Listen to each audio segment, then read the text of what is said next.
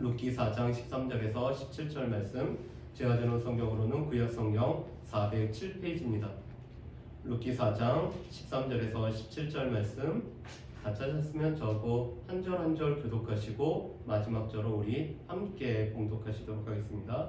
룻기 4장 13절에서 17절 말씀입니다. 독하시겠습니다.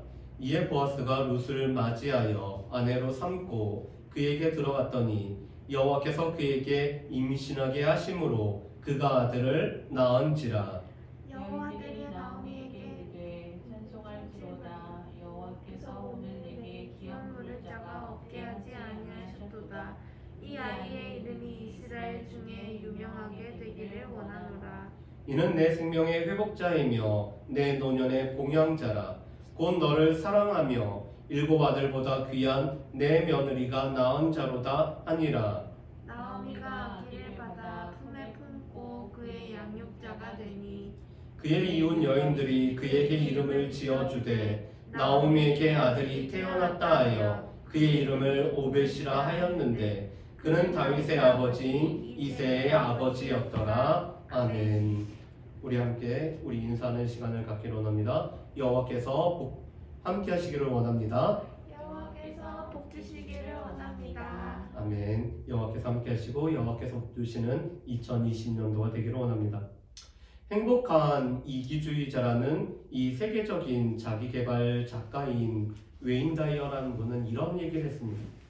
일생을 통해 도움이 안 되는 감정이 두 가지가 있는데 이미 일어난 일에 대한 자책감과 아직 일어나지 않은 일에 대한 섣부른 걱정이라고 했습니다. 여러분 2021년도를 살아오면서 혹시나 이 자책감에 빠진 일이 있지 않습니까? 그렇지만 엎질러진 물은 담을 수 없는 것처럼 우리가 지나온 것은 우리가 아무리 자책한다라고 해서 바뀌어지지 않죠. 또 우리가 아직 일어나지 않는 일에 대해서 섣부른 걱정을 하면은 그 걱정은 우리를 변화시키지도 않을 뿐만 아니라 오히려 걱정이 우리를 마비시키는 일이 생겨날 뿐이죠. 그렇기 때문에 자책과 걱정이라는 것은 우리의 삶에 필요가 없는 감정인 것을 보게 됩니다. 그런데 룻기 말씀을 보면은 자책하지도 않고 또한 섣부른 걱정 가운데 살지 않았던 사람들의 모습을 보게 됩니다. 나오미와 룻이죠. 물론 나오미는 하나님의 징계, 하나님의 치심을 온전히 인정하지만 그렇다고 자책감에 빠져서 살지도 않습니다. 또한 섣부른 걱정 가운데 살아가지 않았던 사람들도 이 나오미와 룻이었습니다.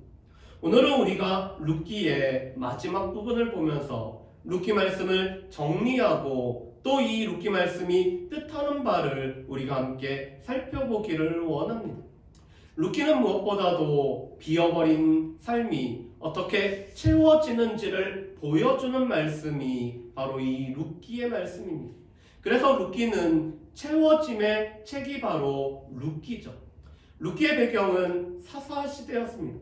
그런데 사사시대의 사람들이 자기 소견에 옳은 대로 자기 눈에 보기에 좋은 대로 선택을 했던 것처럼 엘리멜렉이란 사람도 하나님은 나의 왕이시다라는 이름과는 다르게 이 사사시대 사람들처럼 자기 소견에 옳은 대로 선택해서 베들레헴에 흉년이 들었을 때 모압으로 이주하고 모압에 거주하는 삶을 살았습니다.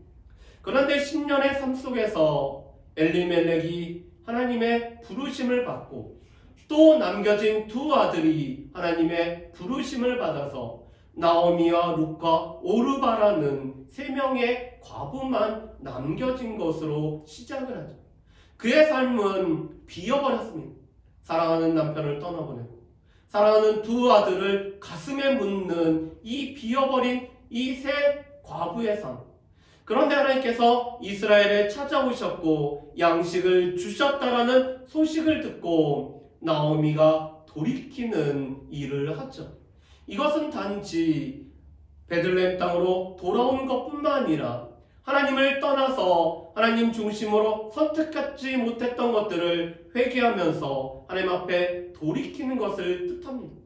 그런 나오미를 붙쫓는 사람이 룻이었죠. 룻은 어머니의 하나님이 나의 하나님이 되고 어머니의 백성이 나의 백성이 되기를 원하는 하나님의 백성으로 들어가기를 소망하기 때문에 그 시어머니를 붙쫓는 이 선택을 하고 있습니다. 그래서 룻기 1장에서는 돌아옴과 붙쫓음, 하나님께서 우리의 삶에 찾아오실 때 하나님을 선택하여서 우리가 하나님 앞에 돌이키며 그 하나님 앞에 우리가 붙쫓는 것이 얼마나 중요한지를 볼 수가 있었습니다. 룻기 2장에서는 은혜를 구하는 사람들이 나오죠. 이 은혜는 세 가지 속성을 가지고 있습니다. 자격이 없는 자에게 베풀어지는 하나님의 사랑이 바로 은혜 헤세드죠. 두 번째로는 이것은 나의 힘으로 얻을 수 없는 것이 은혜의 특징입니다. 세 번째는 그러기 때문에 나의 힘으로 갚을 수 없는 것이 하나님께서 베풀어 주신 헤세드, 은혜라는 이 은혜의 특징이죠. 그런데 룻이 은혜를 구하고 있습니다. 모압 여인으로서 누구의 은혜가 베풀어지지 않고서는 이 곡식 이삭을 주어서 살 수가 없는데 은혜를 구하는 이 룻을 하나님께서는 그 발걸음을 인도하셔서 가까운 친척이 되는 보아스의 밭으로 인도를 하십니다.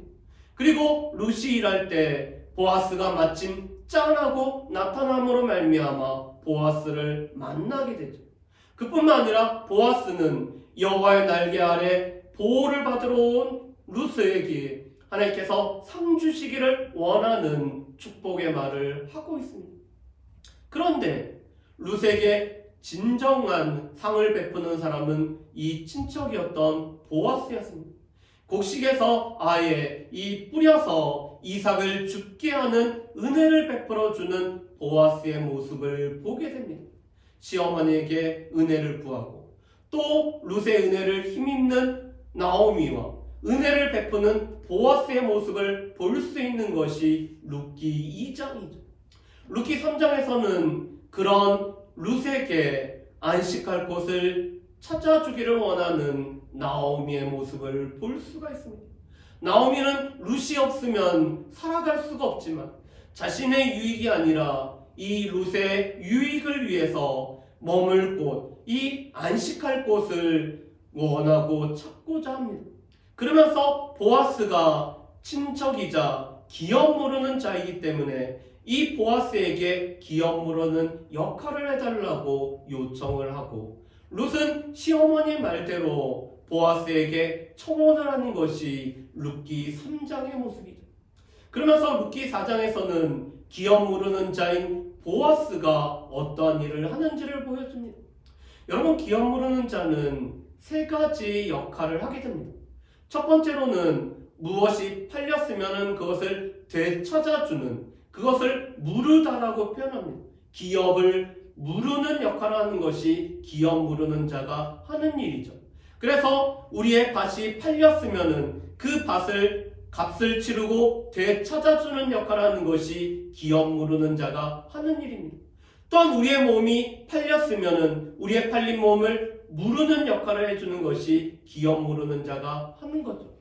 두 번째로 기업 무르는 자는 피해 보수자가 되어서 우리의 형제가, 우리의 친척이 억울한 죽음을 당했을 때 이 피해 호소를 듣고 오늘 이 죽인 자를 죽이는 피해 보수자, 피해 보복자의 역할을 하는 것이 바로 이 기업 모르는 자가 하는 역할입니다. 세 번째로는 이것은 형제 중에서 그 형이 먼저 죽고 아이가 없을 때는 형수와 결혼하여서 형의 대가 끊어지지 않도록 대를 이어주는 역할을 하는 것이 기업 모르는 자가 하는 일이죠. 우리도 전에 보면은 이 집안에 아들이 없고 이 대가 끊어질 정도가 되면은 이 형제나 친척 중에 양자를 드리는 이런 풍습이 있었습니다.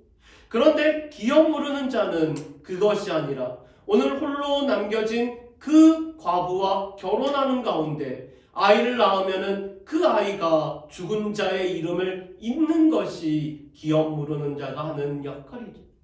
그런데 바로 보아스가 이 엘리멜렉의 나오미의 기업 모르는 자여서 이 기업 모르는 자의 역할을 감당하는 것이 룻기 4장에 나왔습니다. 그런데 보아스보다 엘리멜렉에게는 더 가까운 친척이 있었습니다. 성경에서는 그 사람의 이름을 아무개로 표현합니다. 왜냐하면 이 아무개는 이름이 표현되지 않을 정도로, 이름을 알면 알 필요가 없을 정도로 아무런 소용이 없는 사람이기 때문에 그렇습니다. 처음에 아무개는 기업 모르는 자의 역할을 감당하겠다고 합니다. 왜냐하면 나오미가 죽으면은 이 나오미의 이 소유된 밭을 자신이 사게 돼서, 그렇다면 자신의 이 소유가 더 많아질 것을 생각합니다. 그런데 보아스가 룻과 결혼하여서 아이를 낳고 그 아이를 이 엘리멜렉의 대를 잇게 해달라고 요청하자 자신에게 손해가 될까요? 이 기업 모르는 자의 역할을 감당하지 않겠다고 합니다. 그래서 우리가 지난주에 살펴본 것처럼 6절 말씀에 보면은 이 아무개는 나라는 말을 계속 사용합니다. 내가, 나를 위하여, 나는 나의 이 기업 모르는 역할을 하지 않겠다고 합니다. 이 사람은 이득의 관점에서 자기한테 이득이 될 때는 기업 모르는 이 권한을 행하겠지만, 자신에게 이득이 되지 않을 때는 기업 모르는 자의 책임을 감당하지 않겠다라고 합니다. 여러분, 이 아무개는 이익의 관점에 의해서 이 기업 모르는 자의 역할을 보는 것입니다. 반면에 보아스는 룻과 결혼하여서 아이를 낳으면은 이 엘리멜렉의 대를 이어주는 이 기업 모르는 자의 역할을 감당하게 됐다고 합니다. 보아스에게는 손해가 되는 일이어도 이것이 하나님 말씀, 하나님께서 언약을 통해서 이스라엘 백성들의 삶이 끊어지지 않고 그 삶이 연결되어지며 한 가정이, 한 가문이 멸망되지 않기 위해서 하나님께서 허락하신 이 언약의 법칙이기 때문에 하나님의 말씀을 쫓아서, 언약을 쫓아서 기업 모르는 자의 역할을 감당하겠다라고 보아스가 하고 있습니다. 우리가 이익의 관점을 따지면은 우리는 매사 복잡하게, 이것이 나한테 유익이 될까? 이게 나한테 손해가 될까? 나한테 달면은 삼키고 쓰면 뱉게 되는 참으로 복잡한 삶을 살아가게 됩니다. 그렇지만 하나님께서 왜 이 제도를 허락하셨고, 왜 기업 모르는 자들 통해서 무엇을 원하셨는지 이 말씀의 관점, 언약의 관점에서 본다라면은 비록 나에게 손해가 되어도 하나님의 말씀이기 때문에, 하나님께서 이 말씀을 통해서 우리의 삶의 회복을 원하시기 때문에 우리는 이 기업 모르는 역할을 감당할 수가 있는 것입니다. 그리고 우리는 이 기업 모르는 자의 역할을 감당을 해야 되는 거죠. 자, 그렇다면은 이 기업 모르는 자의 역할을 감당한 보아스의 이 행동을 통해서 어떤 일이 있는지를 우리 보기를 원합니다. 13절 말씀에 보면은 하나님께서는 보아스가 룻을 아내로 맞이하였을 때 아이를 허락하고 계십니다. 10년 전에 룻은 말론과 결혼하였지만 하나님께서는 그 가정의 태를 막으심으로 말미암아 말론의 자녀가 태어나지 않았습니다. 그런데 이제 하나님께서는 이 기업 모르는 자의 역할을 감당할 뿐만 아니라 하나님의 말씀대로 살아가기를 원하는 이 보아스와 룻의 가정에 아이를 허락해주고 있습니다. 그리고 이 아이를 여인들이 이름을 지어주되 오벳이라는 이름을 지어주고 있습니다. 우리 17절 말씀에 보면은 오벳이라 이름을 하고 있죠. 여러분, 그런데 이 오벳이라는 이름 뜻은 섬기는 자라는 뜻을 가지고 있습니다. 우리가 구약 성경 중에서 오바다서가 있는데 이 오바다서의 오바다라는 말씀의 축약형이 오벳이라는 단어입니다. 그래서 오바다라는 이름은 여호와의 종이란 뜻을 가지고 있습니다. 그런데 여호와의 종, 이 섬기는 종으로, 섬기는 자로 태어난 아이가 바로 이 오벳이라는 아이입니다. 그런데 이 오벳은 나오미에게 있어서는 기업 모르는 자가 되고 생명의 회복자가 되고 무엇보다도 노년의 봉양자가 되는 아이가 오벳입니다. 우리 말씀을 한번 보실까요? 우리 14절과 15절 말씀을 우리 함께 봉독하시겠습니다. 우리 14절과 15절 말씀입니다. 같이 읽습니다. 여인들이 나오미에게 이르되 찬송할지로다. 여호와께서 오늘 내게 기업 물을 자가 없게 하지 아니하셨도다. 이 아이의 이름이 이스라엘 중에 유명하게 되기를 원하노라. 이는 내 생명의 회복자이며 내 노년의 봉양자라.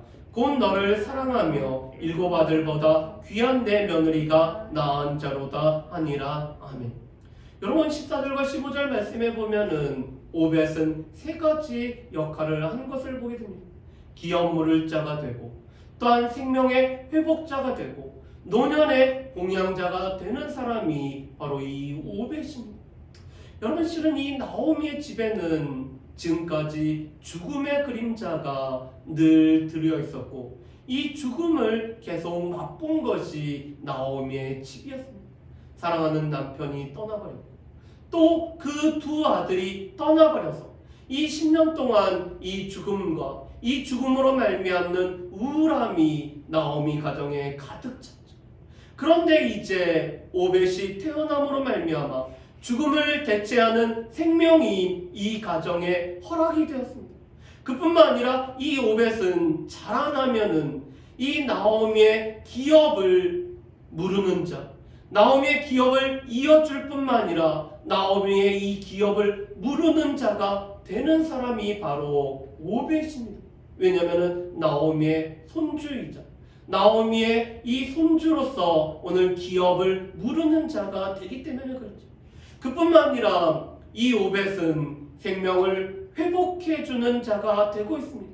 나오미의 집에 오늘 죽음이 가득한 이 가정에 생명이 태어나고 이 생명의 밝은 기운으로 말미암아 이 어둠을 모두 몰아낼 뿐만 아니라 또한 이 가정의 생명을 회복시켜주고 나오미의 생명을 회복시켜주는 역할을 감당하는 것이 바로 이 오벳입니다. 오늘 16절 말씀에 보면은 나오미가 오벳을 품에 품고 양육자가 되었을 때 나오미에게 있어서 이 오벳은 큰 기쁨이 되는 것을 보게 됩니다. 웃지 못했던 나오미의 삶에 이 오벳의 존재 자체로 또한 오벳의 이 방긋 웃는 웃음으로 이 나오미는 기쁨을 누리게 되죠. 또한 이 오벳이 자라는 모습을 통해서 하나님께서 은혜를 베풀어 주시는 것들을 늘 경험을 합니다.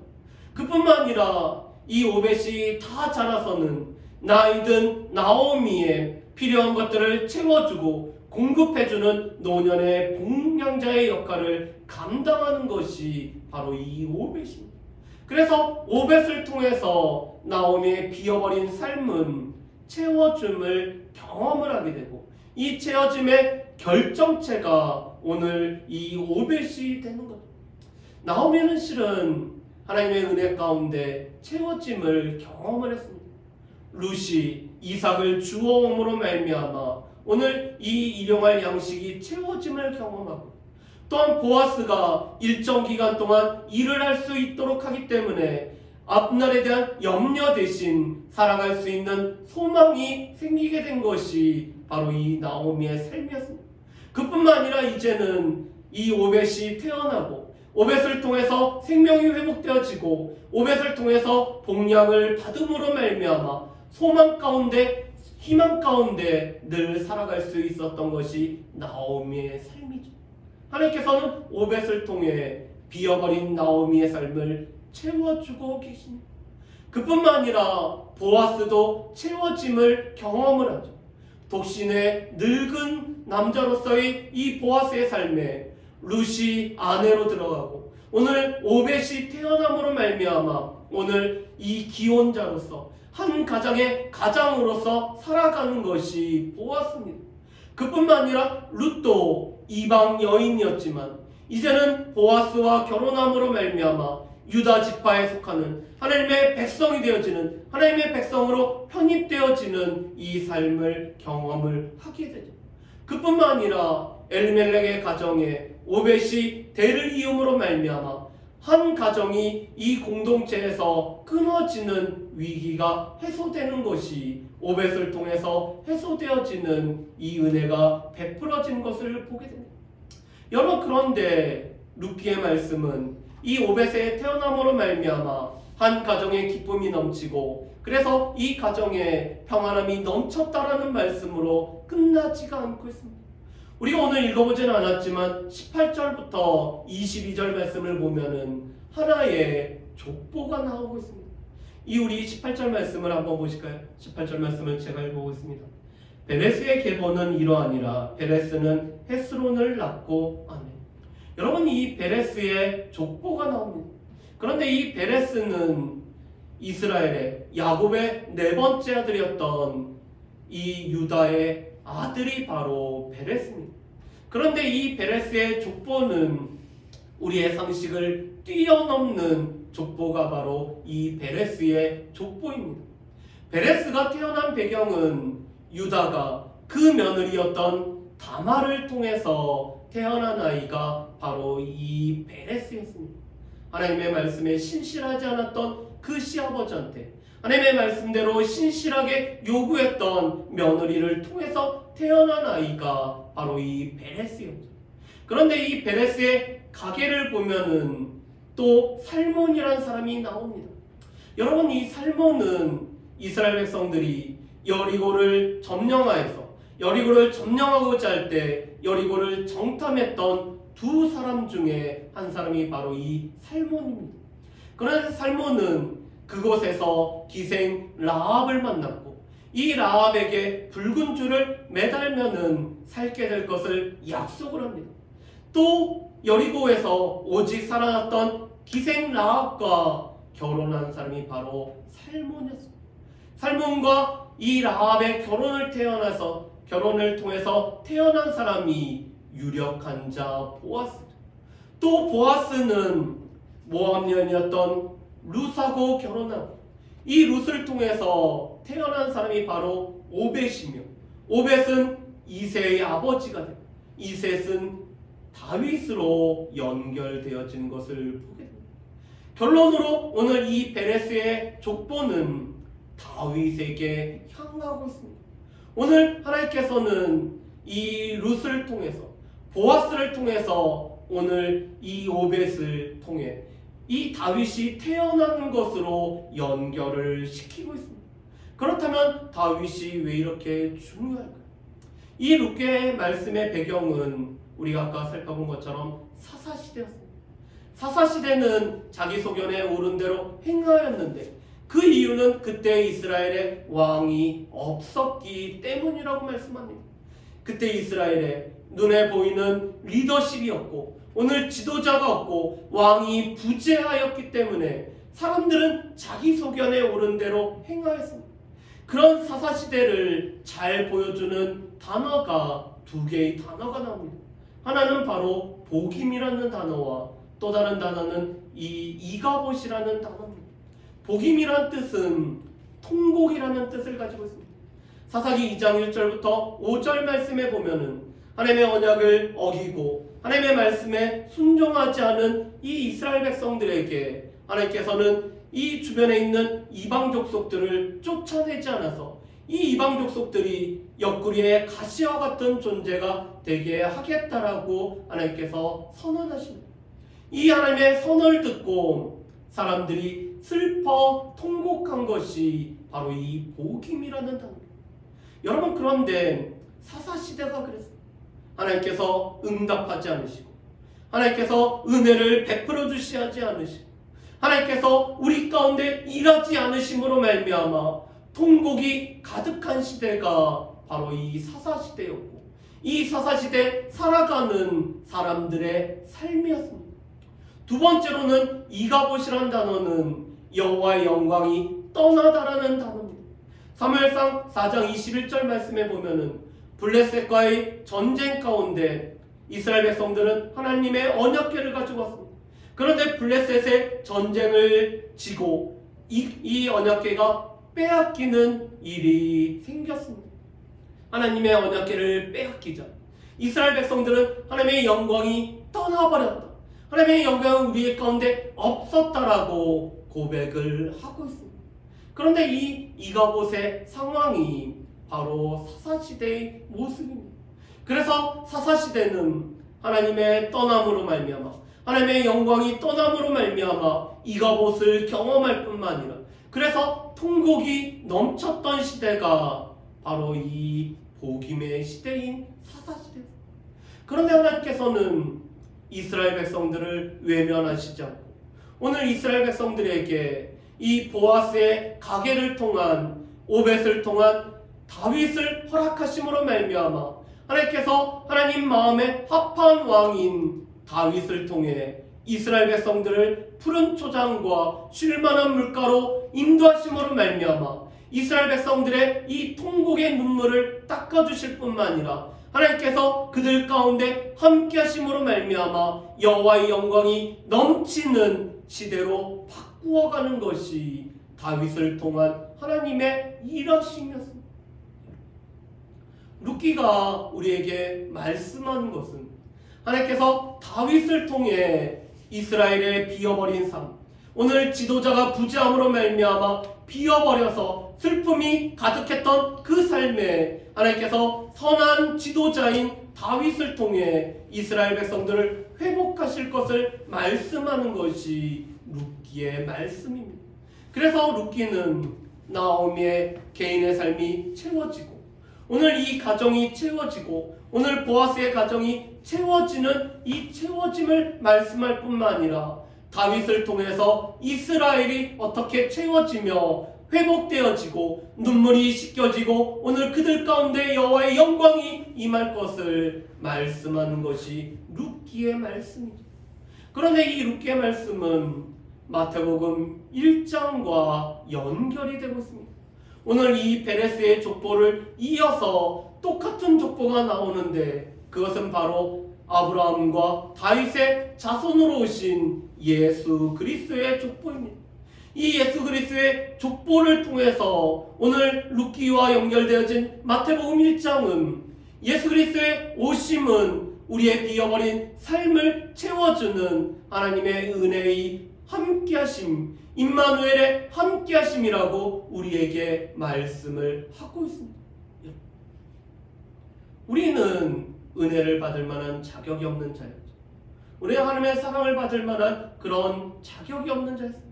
또한 우리의 하나님의 사랑은 우리가 노력한다라고 해서 취해지는 것도 아니고 하나님의 사랑은 우리가 무엇을 한다라고 해도 갚아질 것이 없는 것입니다. 그런데 우리 가운데 진정한 기업 무르는 자가 되시는 하나님께서는 우리의 삶을 구속하시고 우리의 죄악의 문제를 해결하시고 그 해결을 위해서 오늘 다윗의 자손으로 예수 그리스도께서 오심으로 말미암아 우리의 이 비어버린 삶을 회복시키시는 놀라운 은혜를 우리 가운데 베풀어주고 계시다는 것입니다. 그러기서 예수 그리스도께서 오심은 온 백성에게 미치는 큰 기쁨의 소식이 됨을 보게 됩니다. 예수 그리스도를 바라는 자, 예수 그리스도 앞에 나오는 자, 예수 그리스도의 은혜가 주어지기를 소망하는 자, 내가 그런 자격이 없지만 하나님의 은혜를 받기를 소망하는 자에게 예수 그리스도를 통해서 우리에게 생명이 주어지고 세상이 줄 수 없고 세상이 할 수 없는 평강이 주어지며 은혜가 주어지는 것은 바로 우리에게 진정한 기업 모르는 자가 되시는 하나님께서 예수 그리스도를 통해서 우리에게 베풀어 주시는 은혜인 것을 보게 됩니다. 그래서 룻기의 이 족보는 마태복음의 족보와 연결되어서 우리 가운데 우리의 문제를, 우리의 죄의 문제를 해결하기 위해서 오신 예수 그리스도를 소개함으로 오늘 연결이 되고 있습니다.